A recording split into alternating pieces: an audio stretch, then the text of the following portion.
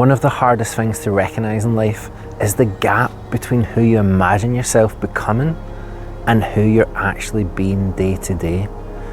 Because most of the time, that gap doesn't look dramatic. It looks small. Tiny decisions that don't seem important in the moment, and even in drifting away, a habit that quietly repeats. Working on something that feels meaningful instead of the thing that actually matters.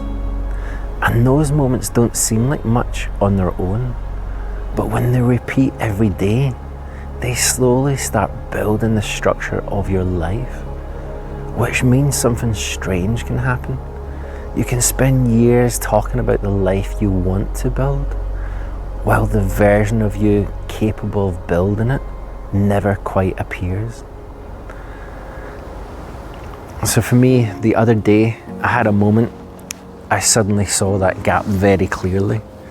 I was at work and I had a few extra hours going. So me trying to be a bit productive, I did like 5 shorts, which was really great.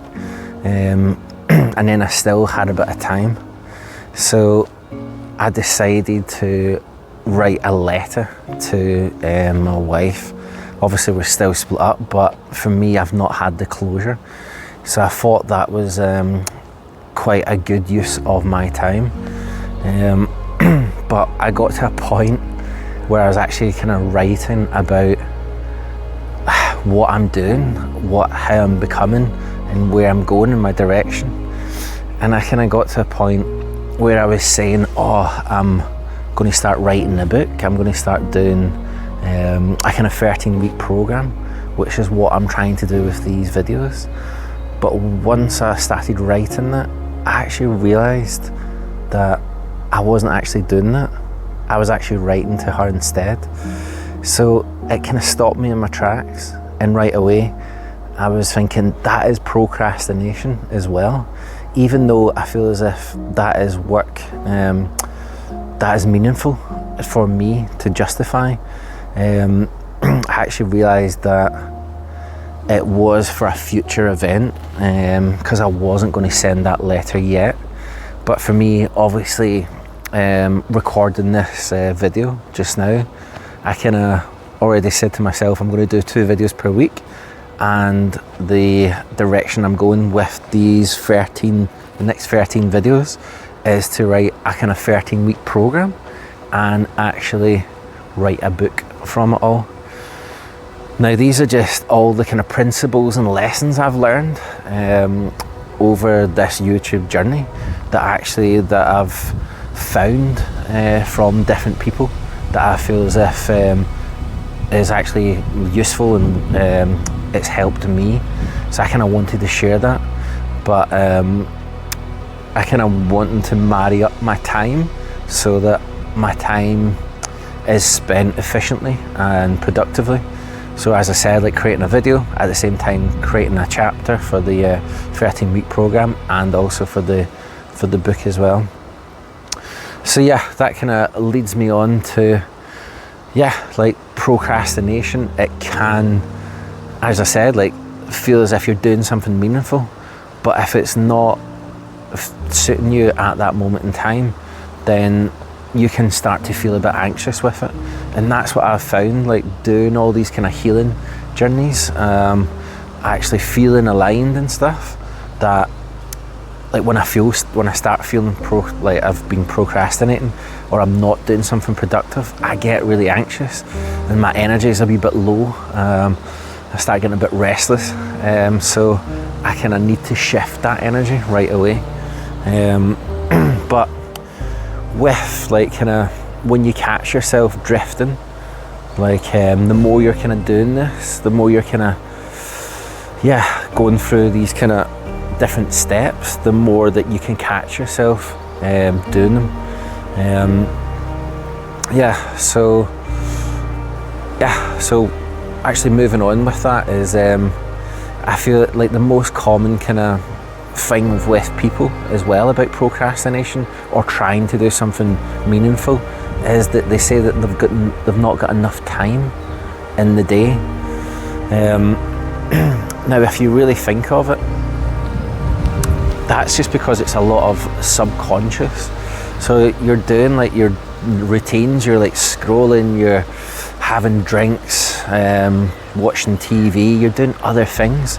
Now, the last chapter I was talking about was the 888 analogy, and I kind of forgot to say about doing a kind of exercise with it, because I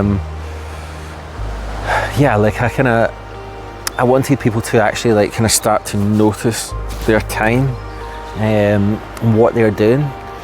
So maybe if you want to try this yourselves, but like do it over a week, and it's about trying to find a kind of level where it's used for data. So each night, when you remember I said about the 888 principle, so it's 8 hours sleep, 8 hours work, and 8 hours for yourself. So we're kind of just really wanting to concentrate on that 8 hours for yourself. So if you can like take a note. Now, I don't want you to cheat, because you want to be honest with yourself. So anytime you're watching TV, still watch TV. If you're scrolling, still scroll. If you're going out for drinks or whatever, like anything that you're actually doing, you're wanting to still do it, but take a note of it, because by the end of that week we should have some good data, and it should basically give you exact time frames of when you're doing things. 15-minute scroll before bed, or an hour watching TV, or whatever. We kind of want to start marking these down, and then by the end of the week we've got that kind of, as I said, that kind of data point. Now that kind of leads me on to what we're kind of talking about on this this chapter. So it's really about load bearing. So if you can imagine yourself having like kind of scales, like a kind of balancing scale. Now, as I said, with that 888, the 8 hours of your kind of for yourself, like the thing with load bearing, if you're kind of saying like you're doing 3 hours of scrolling on your phone, or you're watching TV, then that 3 hours doesn't seem a lot when you kind of do it over 24 hours. But if we're saying 8 hours for sleep, 8 hours for your work, and then 8 hours for yourself, then that 3 hours that you would maybe watch TV or scroll is actually only out of the 8 hours. So it nearly becomes like 40% of your time. Now, this is what I'm saying about load bearing. So we're wanting to identify like any bad habits or any things that you kind of maybe would like to kind of change. Because as I said at the start there, a lot of people say if they're wanting to achieve things that they've not got enough time. Now, that's just because you're not consciously choosing what you're doing with that time. So if you can imagine in a year's time down the line, if you're still like subconsciously not choosing anything, then what's going to change from this year to the next? Because that's the thing, like one of those kind of sayings is nothing changes if nothing changes. So basically, you're not going to achieve anything, nothing's going to actually change if you don't make those changes in your life. So it is about choosing consciously.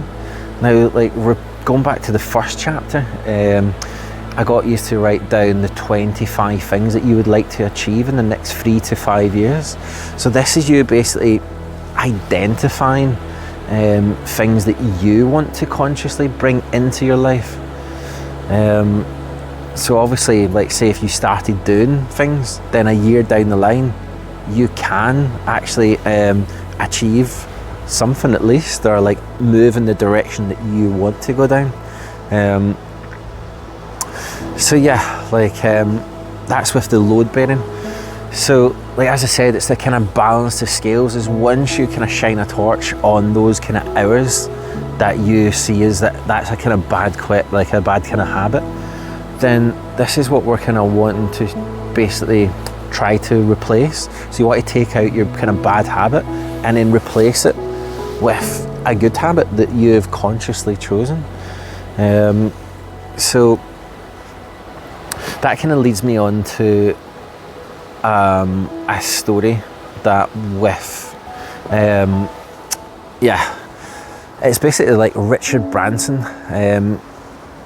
I read his book, and it was, it's basically like when I came off, like basically when I split up with my first wife, I've had 2 wives. When I split up with my first wife, I was just like, I was still going in bad habits. I was still drinking.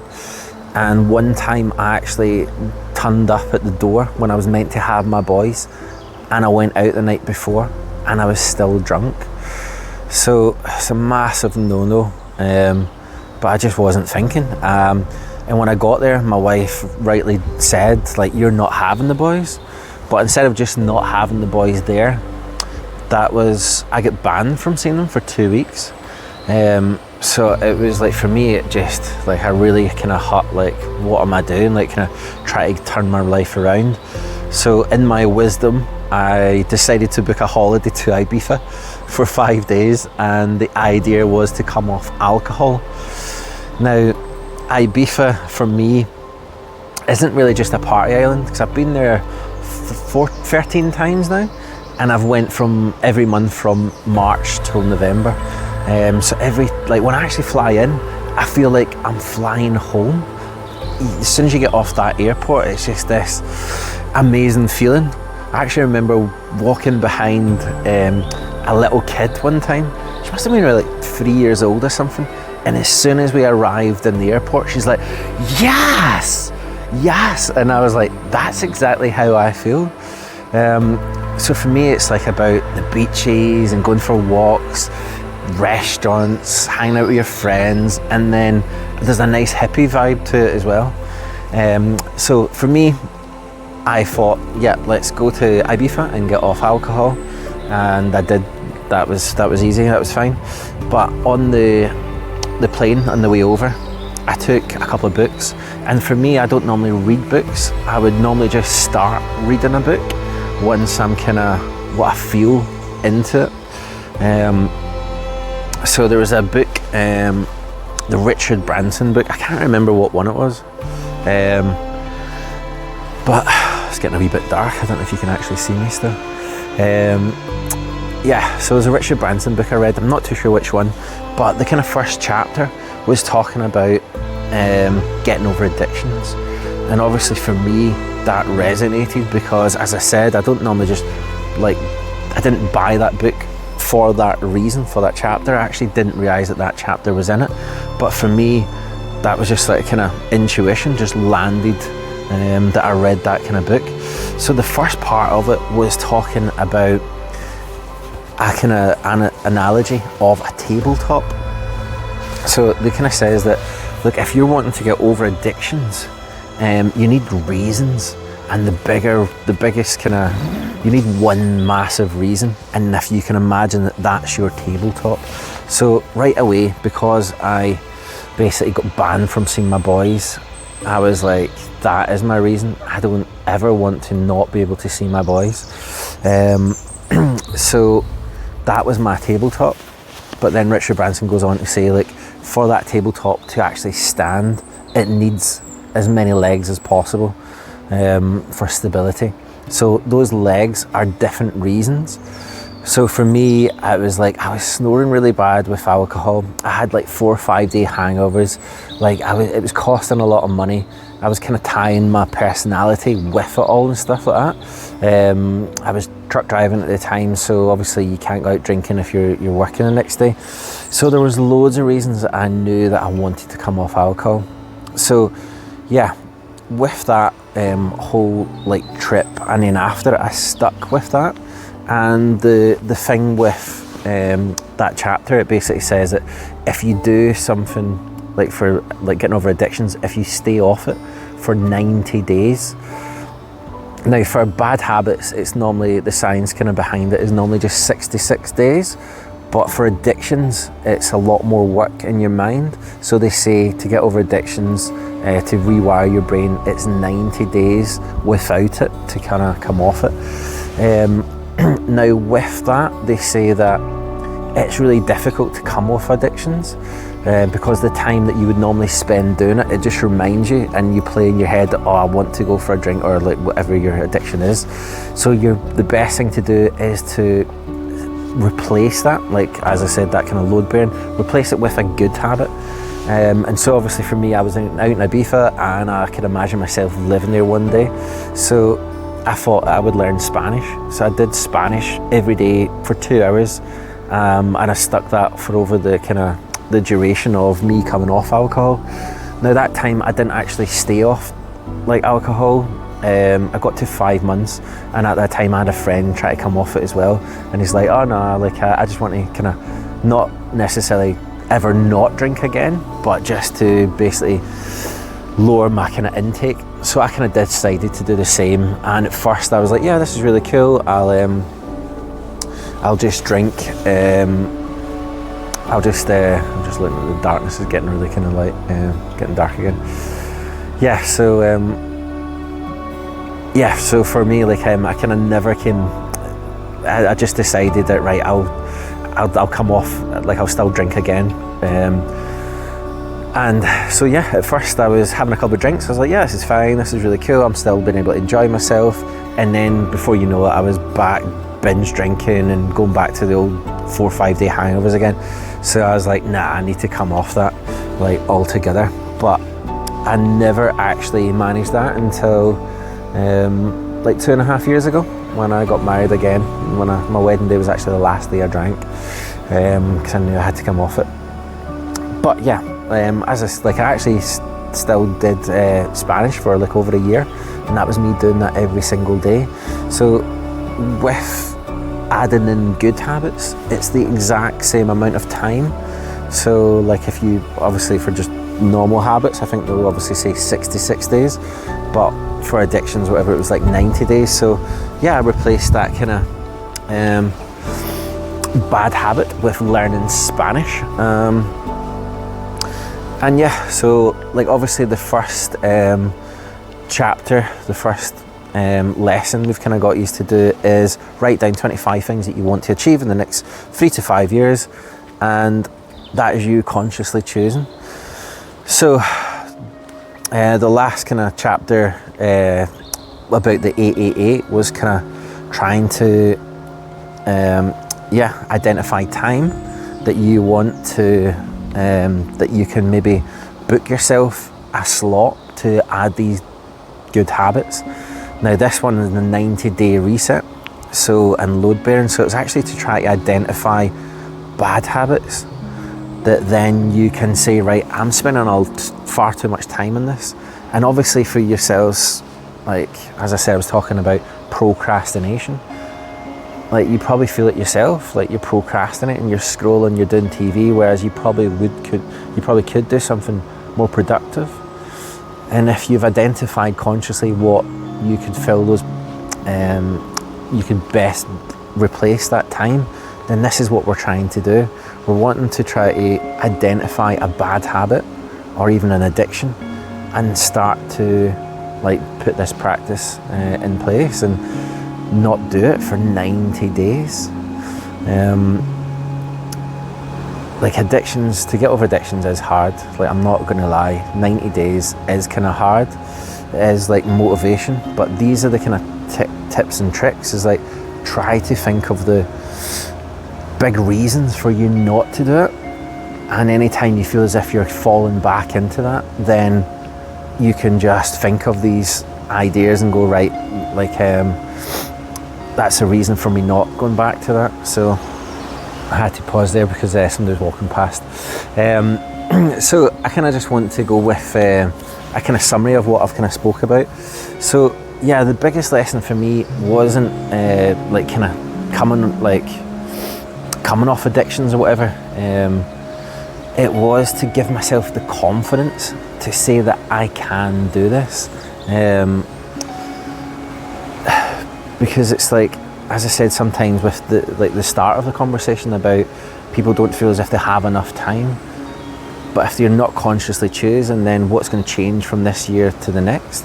And like for me, that procrastination has been like kind of just core to my whole life. I've just waited all my life. I've been waiting for external factors, waiting for funds to materialise and stuff, and just always saying I'll change once that changed, like basic changes. But doing things like this, like getting off of addictions, like replacing bad habits, the more that I kind of do it, the more it gives me confidence. And then before you know it, I'm replacing all my bad habits. And as I said, like if you've been watching, you've been following my journey here, I've been like doing exercises and like gua sha routine, cold showers, like adding loads of, like as I say, I'm out for a forest walk, just adding small daily habits. Like I've already done a 12-hour shift, came home, done my exercises, cold shower, gua sha routine, got myself ready. Actually at work, I was a spare driver today, so I wrote out 2 chapters, 3,000 words so each, so it's quite a lot. But anyway, I'm bigging myself up. So yeah, what I'm kind of trying to say is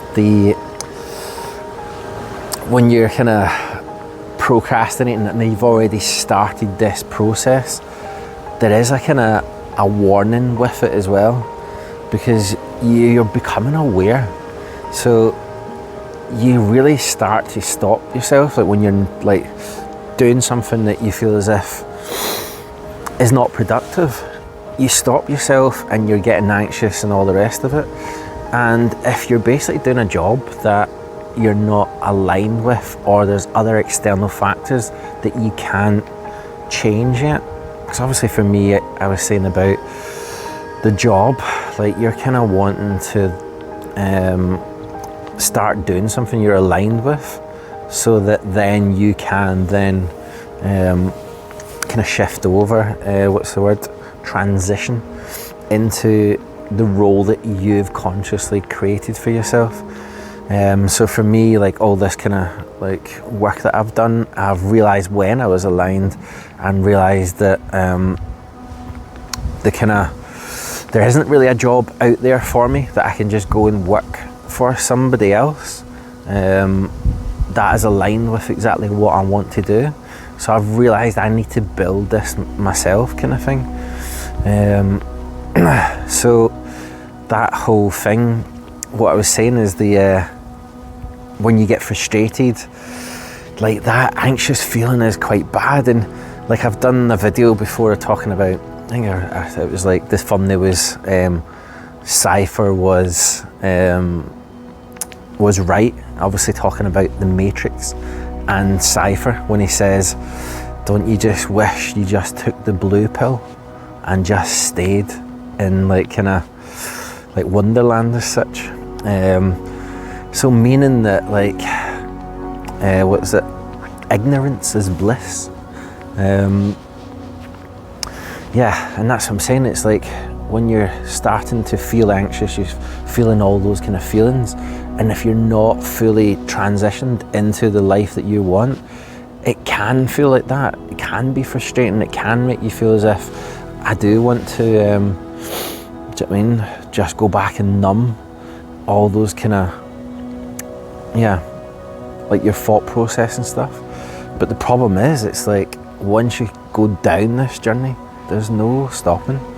There isn't like any kind of just like, once you see it, that's you, you're in it kind of thing.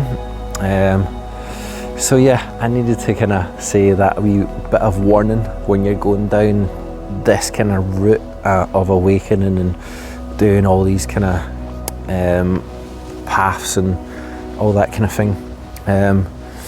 But at the end of the day, as I said, like in 1 year's time, you will do something that you're actually proud of, that you're, do you know what I mean, confident, and you can see yourself progressing and moving forward. There's one of those sayings that say that you overestimate what you can do in 1 year, but underestimate what you can do between 3 and 5 years. So that is my goal, my kind of direction is to create something. Maybe even create jobs for other people that are kind of, meaningful as well. Like what I just said about there isn't really any jobs out there that I'm fully aligned in doing, so I need to create that. But at the same time, I'd like to create other jobs and other roles for other people. Yeah. So this is a good wee walk and talk, but that the chapter is basically just chatting about the 90-day reset, the load bearing, actually identifying bad habits and replacing it with good habits. It's getting dark now. I'm just going to like wrap it up. So the next chapter we're talking about is creating space, actually what you're doing with that. Because once you've decided to start taking bad habits out, doing new habits, you need to kind of have a proper environment that you can stick with that you're not kind of going to fall back on. So obviously for me, alcohol, if I was hanging about with my friends and went to the pubs again, I would easily get swayed to drink again. So this is what I'm talking about, environments, but it's also like social media and places as well. And then we kind of want to design a kind of design our days, like structure our time better.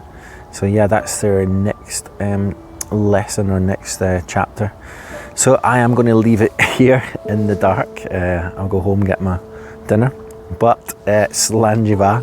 Ciao guys, bye bye.